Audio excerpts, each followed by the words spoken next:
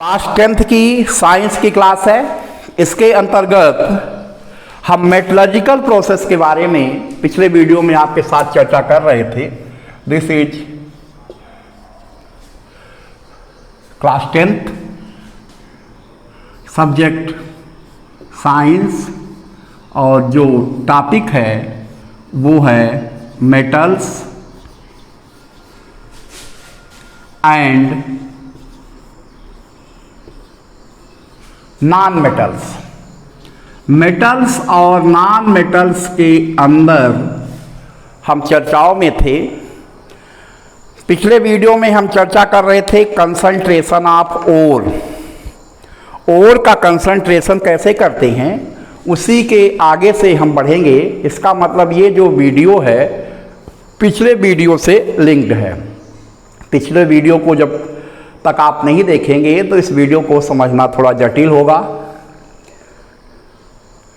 पिछले जो वीडियो था उसमें पहली मेथड पे चर्चा की थी हमने, कंसंट्रेशन ऑफ ओर के बारे में।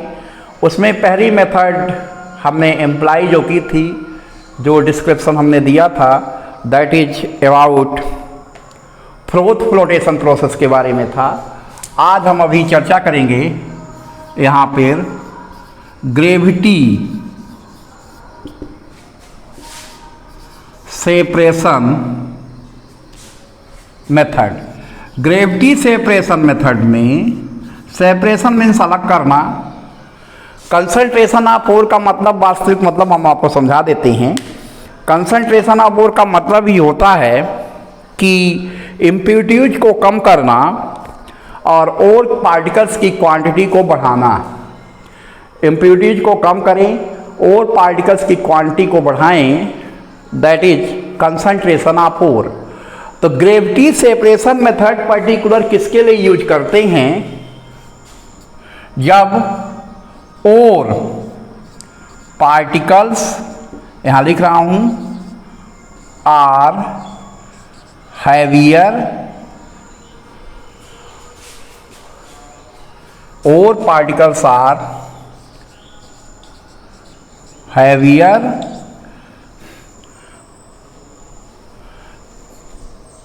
और particles क्या हो, हैवी हो, और इम्प्यूरिटीज जो पार्टिकल्स हैं, इम्प्यूरिटीज क्या हो, लाइट हो, हल्की हो। तो कौन सी मेथड कंसंट्रेशन ऑफ ओर की कब एडॉप्ट करते हैं ये भी मायने रखता है। हर जगह कोई भी मेथड हम यूज नहीं कर सकते। तो ओर के कंसंट्रेशन की ग्रेविटी सेपरेशन मेथड तब यूज होती है when ore particles are heavier. जब ओर, जैसे आयरन के पार्टिकल, ओर पार्टिकल्स हैं, जो हैवी मेटल्स हैं उनके पार्टिकल्स भी हैवियर होंगे, उनके लिए ग्रेविटी सेपरेशन मेथड यूज कर सकते हैं। बोर्ड में देखिए, ग्रेविटी सेपरेशन के नीचे हमने लिखा हुआ है ore particles are heavy, impurities are light. ये मेथड तब यूज होती है जब ओर के पार्टिकल्स हैवी हों, भारी हों, और इम्प्यूरिटीज लाइट हों। अगर दोनों की डेंसिटी सेम है, दोनों एक ही लेवल की हैवी हैं या दोनों लाइट हैं, तब ये मेथड यूज नहीं कर सकते।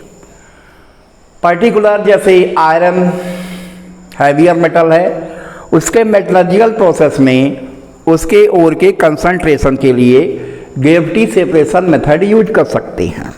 ध्यान से सुने मेरी बातों को कि मैं क्या बता रहा हूँ। फिर से रिवाइज कर रहा हूँ, इसको रिपीट कर रहा हूँ कि gravity separation method of concentration of ore is used when ore particles are heavier and impurities are lighter. Ore particles heavier हो, इम्प्यूरिटीज हल्की हो, तब इस मेथड को यूज करते हैं। अब इस मेथड में करते क्या है? In this method impure heap of impure ore is taken. Heap में यानी ढेर। जो इम्प्योर ओर है, जिसे कंसंट्रेट करना है, उसे एक जगह इकट्ठा कर लेते हैं and on it heavy blow of water पानी की तेज धारा, heavy blow of water is passed on it, उस पर पानी की तेज धारा प्रवाहित करते हैं जिसकी स्पीड काफ़ी ज़्यादा होती है, देन व्हाट हैपेंस, तब क्या होगा, और particles are heavier, ore particles heavy हैं, भारी हैं, बट इम्प्योरिटीज आर लाइटर, और जो अशुद्धियाँ हैं, जो इम्प्योरिटीज है वो हल्की हैं। इसलिए क्या होगा कि जब हैवी ब्लो ऑफ वाटर पास किया जाएगा तो जो लाइटर इम्प्योरिटीज है वो पानी के साथ बह जाएंगी, they are blown away with water and heavier ore particles remains behind. तो हैवी इम्प्योरिटीज, हल्की इम्प्योरिटीज, जो लाइटर इम्प्योरिटीज है वो पानी के फ्लो के साथ बाहर निकल जाएंगी, और जो हैवियर और पार्टिकल्स है दैट रिमेन्स बिहाइंड, वो शेष बचा रहेगा। In this way impurities are separated out from ore particles. इस तरह से जो भी इम्प्योरिटीज हैं सब और पार्टिकल से सेपरेट हो जाएंगी। तो कॉन्सेप्ट को ऐसे समझिए कि ग्रेविटी सेपरेशन मेथड उस ओर के कंसंट्रेशन के लिए यूज होती है जो ओर हैवियर होता है और उसमें जो इम्प्योरिटीज प्रेजेंट होती हैं वो लाइटर होती हैं। इस प्रोसेस में जब इम्प्योर ओर पे हैवी फ्लो ऑफ वाटर, पानी का फ्लो किया जाता है, then lighter impurities are passed away with current of water. Current of water का मतलब है पानी का जो प्रवाह है, पानी का जो फ्लो है, उसके साथ इम्प्योरिटीज बह जाएंगी और हैवियर पार्टिकल्स बचे रहेंगे। In this way impurities are separated out. तो ये ग्रेविटी सेपरेशन मेथड थी। अब एक मेथड पे हम और चर्चा कर लेते हैं और कंसंट्रेशन की, that is magnetic separation method. Magnetic separation method उन्हीं और पार्टिकल्स के लिए यूज कर सकते हैं जो और मैग्नेटिक प्रॉपर्टी हो, जिनमें ऐसे और जिनमें मैग्नेटिक प्रॉपर्टी प्रेजेंट होगी उनके लिए हम इस मेथड को यूज कर सकते हैं। This method is use for concentration of such ore. ये मेथड उन ओर के कंसंट्रेशन के लिए यूज कर सकते हैं विच है मैग्नेटिक प्रॉपर्टी, जैसे आयरन, निकल और कोबाल्ट के ओर हैं। मैग्नेटिक सेपरेशन मेथड हर मेटल के ओर के लिए यूज नहीं कर सकते। ये मेथड केवल उसके लिए यूज करते हैं विच है मैग्नेटिक प्रॉपर्टी, और पार्टिकल्स में जिनमें मैग्नेटिक प्रॉपर्टी होती है उसी के लिए मैग्नेटिक सेपरेशन मेथड यूज करते हैं। ध्यान रहे, ग्रेविटी सेपरेशन मेथड वहाँ यूज करते थे जहाँ और के पार्टिकल्स हैवियर थे, इम्प्योरिटीज लाइटर थी। ग्रेविटी सेपरेशन मेथड के बारे में डिटेल में हम चर्चा कर चुके हैं। मैग्नेटिक सेपरेशन मेथड उन और पार्टिकल्स के लिए यूज होती है विच और पार्टिकल्स हैव मैग्नेटिक प्रॉपर्टी। ये और पार्टिकल्स आयरन के हो सकते हैं, निकल के हो सकते हैं, कोबाल्ट के हो सकते हैं। आगे इसके बारे में हम डिटेल में चर्चा करें। यहीं पर हम आपसे प्रॉम्प्ट क्वेश्चन पूछ लेते हैं कि अभी इस वीडियो में कंसंट्रेशन ऑफ ओर पे हम चर्चा कर रहे हैं। उसमें से हमने पहली मेथड, जो आज के वीडियो में पहली मेथड के बारे में जो हमने डिस्क्राइब किया है, एक्सप्लेन किया है, विच इज दैट मेथड, वो कौन सी मेथड थी और के कंसंट्रेशन की। First option flotation process, second option magnetic separation method, third option gravity separation method, fourth option none of the above. तो इनमें से जो आंसर राइट हो आप प्रॉम्प्ट में जाएंगे, क्लिक करके सबमिट करेंगे। अब हम वापस लौटते हैं अपनी चर्चा पे, मैग्नेटिक सेपरेशन मेथड पे।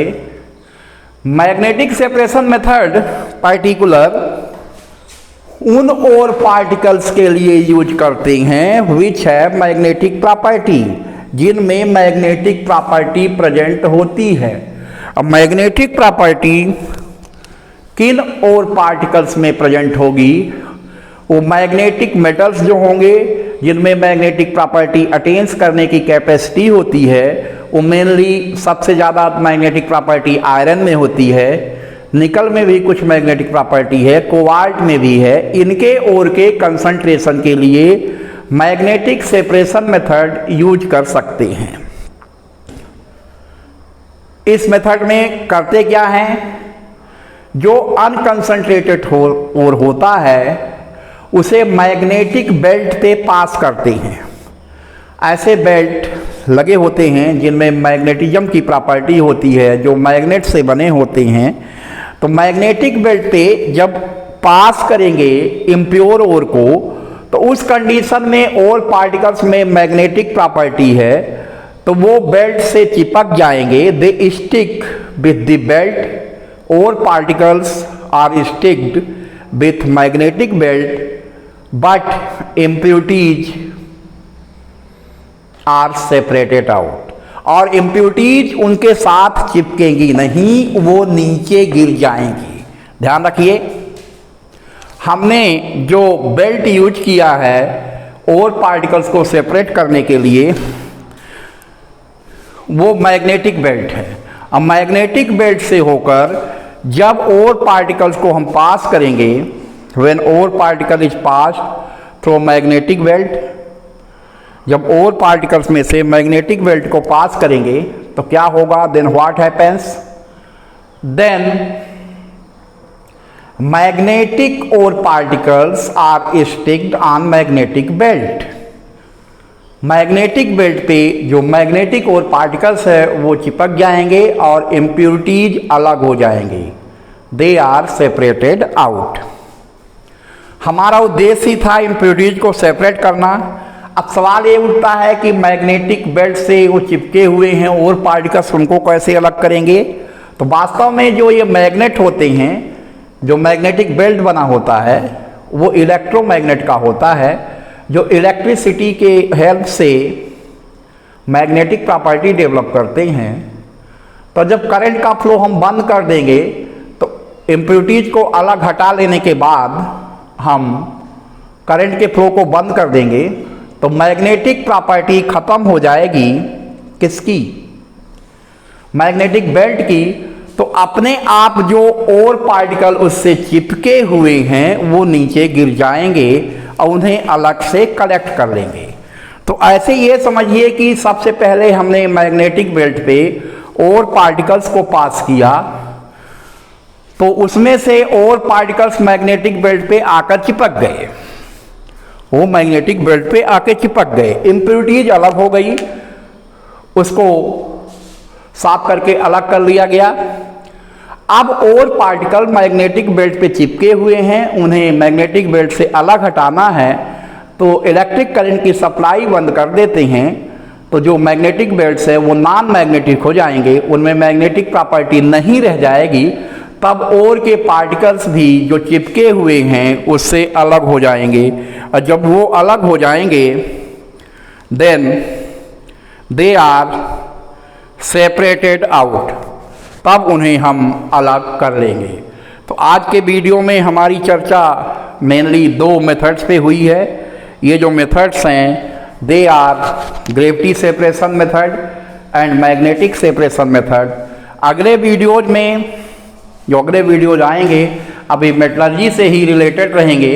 उसके पहले इन वीडियोज को आप ठीक तरीके से देख लें, इनकी नोट्स भी प्रिपेयर कर लें जो आपको काम आएंगी एग्ज़ाम के समय रिवाइज करने के लिए और एज ए असाइनमेंट के रूप में। धन्यवाद। हम फिर मिलेंगे नए टॉपिक के साथ नेक्स्ट वीडियो में।